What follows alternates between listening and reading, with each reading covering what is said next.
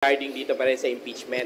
Insisting na yung forthwith, dapat, ibig sabihin yan, immediately mag-convene na yung Senate impeachment court. Nasagot nyo na po ba yung... Hindi sinasabing immediately mag-convene.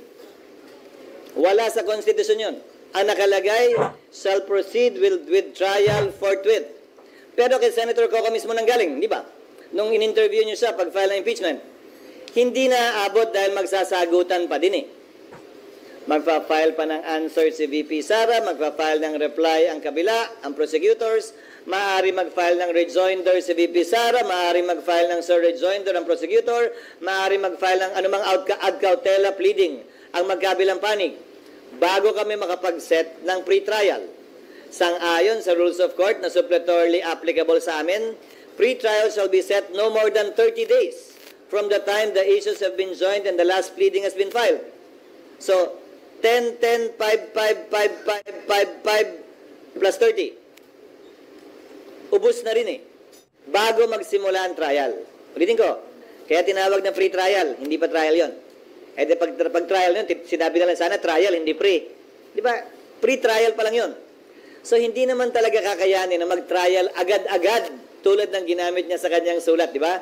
But nevertheless, I respect Senator Pimentel as a lawyer, and I know he's a bar top-notcher, so we will nevertheless refer this matter to the Senate Rules Committee and to the legal team that the Senate is slowly but surely building up in connection with this case para naman matimbang at makonsidera yung kanyang suggestion. Kasi para sa inyo, SP, under your leadership, how do you deal with that word, forthwith, in the Constitution? Forthwith, within the bounds of law. Illegal na mag-convene ako ngayon dahil wala kaming sesyon. Ayokong madaliin dahil nag-relax ang Kamara ng 2 buwan tapos mamadaliin kami ngayon. Pangatlo, bakit iba ang pagtrato ko sa kaso ni VP Sara sa pagtrato ng Senado noon sa mga naunang impeachment na nung may recess ang Senado, nag-recess ang Senado. Hindi nag-convene ng recess. Tinuloy nung nakapag-convene na ng may sesyon, tinuloy sa recess, pero hindi nagsimula, inintay matapos ang recess. Baka mamaya may reklamo na naman na manggaling sa kampo niya. Naika nga, minamadali ito. Kung papakinggan ko yung mga gustong ma-impeach si VP Sara at gagawin ko yan, magre-reklamo naman yung kabila na minamadali talaga ito. Unawain ninyo at uulitin ko. Baliwala sa akin at hindi bali sa akin ang anumang opinyon o suwestyon o pagtulak ng mga partisano, pabor o kontra sa impeachment, pabor o kontra kay VP Sara.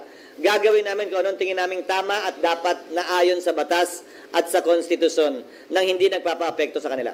Sir, will you ask the President to have a special session of Congress? No.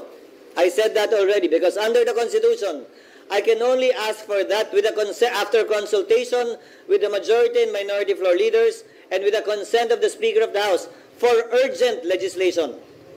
You yourselves already know that impeachment is totally different from legislation or the passing of laws. Just to add, Hello? the Constitution said, a special session can be convened in case of vacancy in the position of President or Vice President, which includes the possibility of impeachment.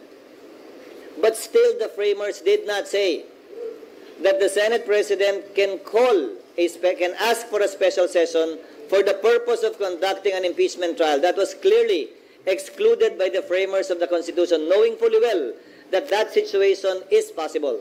So you have to understand, when I'm strictly following the Constitution, it's only for urgent legislation that I can request for a special session. Do you foresee a legal challenge if the Senate doesn't take any action before? Yes, posible po. Pero ayoko maghamon at ayoko i-assume. Kung mangyayari man yan, tatayo muli ang Solzen bilang abogado ng Senado. Pero may tanong ako. Doon sa mga nagsasabing hindi tatawid ito, anong gusto nilang gawin namin?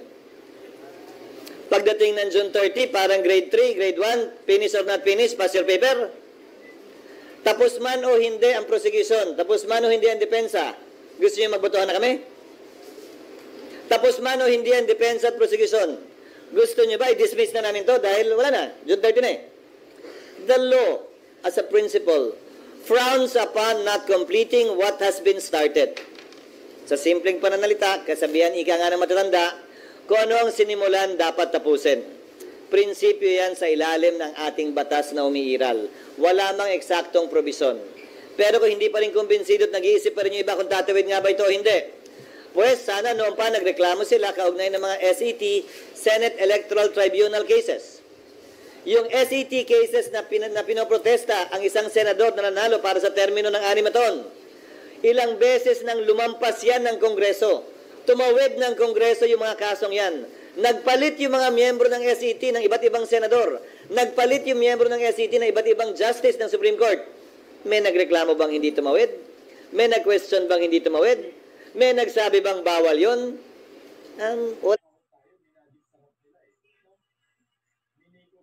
Wala naman.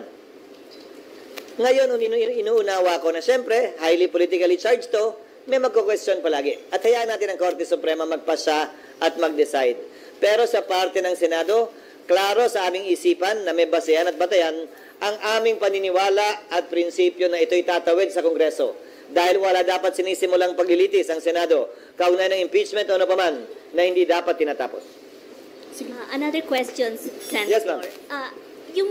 Meron pong suggestion si Supreme Court Retired Justice Carpio na if you're going to start it as early as now, pwede daw pong gumawa kayo ng mga polisiya and then yung 10-day na notice para kay VP Sara para po, kumbaga, makita lang po ng taong bayan na gumagalaw within the frame, within the time frame. What is your thoughts on this? Kinokonsidera namin yung kanyang suggestion, pero ulitin ko, ano ba ang posisyon niya? Ba't niya minamadali ito? Isa ba siya dun sa pumapabor sa impeachment laban kay VP Sara? Hindi ba ang sagot ay oo? So, bagaman ganun ang posisyon niya, iko-consider pa rin namin yung kanyang suggestion. Dahil isa naman talaga yan sa tinitingnan namin na ililiwanag sa rules. Hindi babaguhin sa rules, ililiwanag sa aming rules. Dahil ayaw na nga naming baguhin na baka magamit pa laban sa amin na sabihing binabago lamang yan, specifically para sa kaso lamang ni VP Sara. Yung tingin nyo dun sa mga final sa Supreme Court, whether petition for bandamus or yung para pigilan kayo na mag-impeachment trial, pwede ba talagang utusan kayo na mag-conduct ng trial or huwag mag-conduct ng trial? Ayokong pangunahan ng Korte Suprema. Hayaan nating baliktanawan na lamang ang kasaysayan. Minsan nag-utos ang Supreme Court, TRO, na wag nang ituloy ang impeachment laban kay Chief Justice Davide sa parte ng Kamara. Hindi yun sinunod ng Kamara.